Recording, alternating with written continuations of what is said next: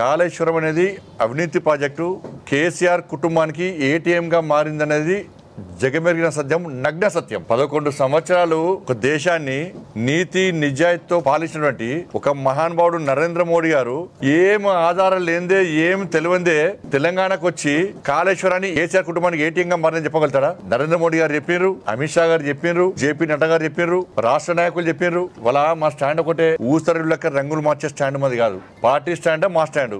ఇప్పుడు నేను మొదలంగా రాష్ట్ర అధ్యక్షుడిగా ఉన్నా, నా ఫోన్ టాపిక్ సంబంధించి నాకు నోటీస్ ఇచ్చిర్రు. అంటే అప్పుడు రాష్ట్ర అధ్యక్షుడు ఉన్నప్పుడు ఒక స్టాండ్, ఇప్పుడు మినిస్టర్ యొక్క స్టాండ్ మారుతుందా? పార్టీ స్టాండ్ నా స్టాండ్. నేను మినిస్టర్ ఉన్నా, రాష్ట్ర అధ్యక్షుడు ఉన్నా, రాష్ట్ర అధ్యక్షులు లేకుండా సామాన్య కార్యకర్తలు కూడా పార్టీ స్టాండ్ నా స్టాండ్. స్టాండ్ మారదు. భారతీయ జనతా పార్టీ కార్యకర్తలు, కమిట్మెంట్ తో పనిచేసే కార్యకర్తల నాయకుల స్టాండ్ మారదు. పార్టీ నిర్ణయమే మా నిర్ణయం. కాళేశ్వరం విషయంలో మా స్టాండ్ అంతా కూడా పూర్తిగా అవినీతి అక్రమాలతో కూడుకున్నటువంటి ప్రాజెక్టు.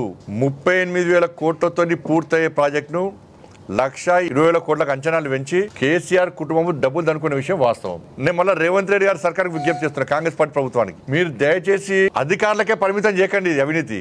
మీరు రాజకీయ నాయకులను, అప్పుడు అధికార నాయకులను ఏం చేస్తారో చెప్పండి ఫస్ట్. అంటే రాజకీయ నాయకులు, అధికార పార్టీ నాయకులు ఎంత సంపాదించుకోవచ్చు, మేము మాత్రం కేవలం అధికారుల మీద చర్య తీసుకుంటామంటారా? తుమ్మిడిహట్టి దగ్గర నీటి లభ్యత లేకపోవడం వల్లనే మేము ఈ డిజైన్ మార్చినాము, కాబట్టి 1,20,000 కోట్ల అంచనాలు వేసినామని చెప్పి కేసీఆర్ గారు చెప్తున్నారు. సిడబ్ల్యూసీ రిపోర్ట్ నాకు ఉన్నది.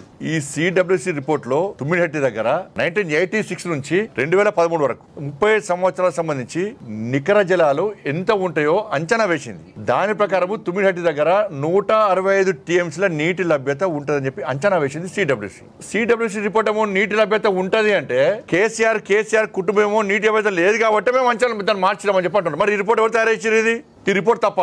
ఇదే రిపోర్ట్ ప్రకారము ఆ రోజు ప్రాజెక్టు తయారు చేస్తే 38,000 కోట్లతో ప్రాజెక్ట్ అయిపోతుండే. ఇవాళ 1,20,000 కోట్లతో ప్రాజెక్ట్ పెట్టారంటే అంటే ఈ రిపోర్ట్ ఏమనుకుంటున్నారు కేసీఆర్ కుటుంబానికి నాకు అర్థం కాలే. ఈ రిపోర్ట్ దొరకదు ఎవరికి. మీ అబద్ధాలు ఏం చెప్పినా నమ్ముతారనుకున్నారు కావచ్చు. జాతీయ హోదా ఇయ్యలే, పోలవరంకి ఇచ్చిర్రు, దీనికి జాతీయ హోదా ఇయ్యలే అన్నారు. జాతీయ హోదా ఇయ్యరాదు, ఇచ్చే అవకాశం లేకుండే. నిజంగా ఇట్లా జాతీయ హోదా ఇస్తే ఇలా దేశం మొత్తం ఏమందరు, కేంద్ర ప్రభుత్వం జాతీయ హోదా ఇచ్చిన ప్రాజెక్టు మొత్తం కూలిపికిందంటారు. సిగ్గు లేకుండా మళ్ళీ ఇంకా అడుగుతున్నారు జాతీయ హోదా ఇవ్వాలి. మళ్ళీ కూలిపోయిన ప్రాజెక్టు ఇంకా జాతీయ హోదా ఇవ్వాలని మళ్ళీ అడుగుతున్నారు. ఇంకా national dam safety authority report ఇచ్చింది. దాన్ని ఏమంటారంటే ఇదట ఎన్డీఏ కమిటీ అట, పార్లమెంట్ అనౌన్స్ చేసిన కమిటీ ఇది. మరి బీఆర్ఎస్ వాళ్ళు తాగి అన్నారు ఆ రోజు, ఎందుకు మాట్లాడలే మీరు? ఇది అర్ధరాత్రి తాగి కూర్చున్నటువంటి కమిటీ కాదు ఇది. ఎన్డీఎస్ఏ రిపోర్ట్ కూడా మీకు ఇస్తాను. ఇది క్వాలిటీ లేకుండా ఇష్టానుసారంగా కట్టిర్రు. ఇది ఎందుకు పనికిరాదు. ఇది ఒక ప్లాన్ ప్రకారం కట్టలే, వాళ్ళ ప్లాన్ ప్రకారం బ్యారియర్ నిర్మాణం అంతా కూడా తప్పు అని చెప్పి ఎన్డీఎస్ఏ రిపోర్ట్ ఇచ్చింది. వాళ్ళు ఇచ్చిన రిపోర్ట్ తప్పట. అంటే ఇక కేసీఆర్ తుపాకి రాము టోపీ పెట్టి చేత కట్టబెట్టి ఇగో ఇదే ప్రాజెక్టు అంటే కరెక్టా? అంటే కేసీఆర్ కూడా పోటుగాడు. మరి చదివి చెప్తారండి మళ్ళీ ఇప్పుడు. సరే నేను ఇంజనీర్ను, నాకంటే ఎక్కువ తెలుసా అని ఆ రోజు అన్నావు కేసీఆర్. ఇవాళ మరి ఇలా క్యాబినెట్ ఎందుకంటున్నావు, సబ్ కమిటీ ఎందుకంటున్నావు? మరి రేవంత్ రెడ్డి సర్కార్ ఇవాళ క్యాబినెట్ కమిటీ నివేదికను ప్రజలకు చెప్పొచ్చు కదా. అసలు క్యాబినెట్ లో ఎప్పుడు పెట్టిర్రు, సబ్ కమిటీ ఎప్పుడు నివేదిక ఇచ్చింది, ఈ ప్రాజెక్ట్ ఎప్పుడు తయారు చేశారు? సబ్ కమిటీ నివేదిక రాదే, క్యాబినెట్ లో తీర్మానం కంటే ముందే ప్రాజెక్టు కట్టు స్టార్ట్ చేస్తారా? డిపిఆర్ సబ్మిట్ చేయకముందే మీరు సిడబ్ల్యూసీ ఎవి పర్మిషన్ లేకుండానే మీరు ప్రాజెక్టు నిర్మాణం ప్రారంభిస్తారా? మీ ఇష్టానుసారం డిపిఆర్ తయారు చేసుకుంటారా? మీ ఇష్టానుసారం బ్యారేజ్ కడతారా?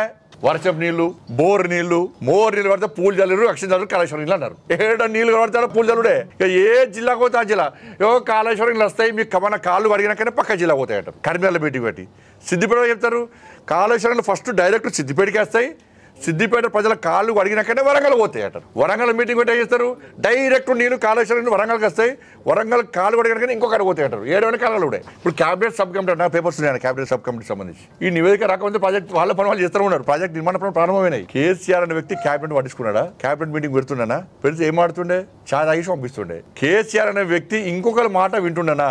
ఇవన్నీ తప్పే. సబ్ కమిటీ తప్పే, క్యాబినెట్ తప్పే, ఏకఛత్రాధిపతి నిర్ణయం, ఏక్ నిరంజన్ కా పార్టీ, ఏక్ నిరంజన్ నిర్ణయాలు అవన్నీ కూడా. ఆయన చెప్పింది ఏదైనా ఆయనే చెప్పుకునే నేనే పెద్ద ఇంజనీరు, నేనే పెద్ద డాక్టర్ అని. కోవిడ్ వచ్చిందంటే డోలో వేసుకోమన్నాడు, కాళేశ్వరం ప్రాజెక్ట్ నేనే కట్టాడు. ఆయనే పెద్ద రైట్ అని తుపాకీ టోపు పెట్టి ఆడ ఫోటో దిగుతారు ఏదైనా ఫామ్ హౌస్ లా. మీడియాలో పెద్ద బ్రేకింగ్, మొత్తం షేకింగ్, ఫ్రంట్ పేజ్ ఫోటోలు. తుపాకీ రామి టోపు తీయడు, చేల కట్ట తీయలే. మేమే తోపులం, మాకంటే తెలుగులో ఇవ్వలేరు ప్రపంచాలని చెప్పుకుంటారు వాళ్ళు. ఇక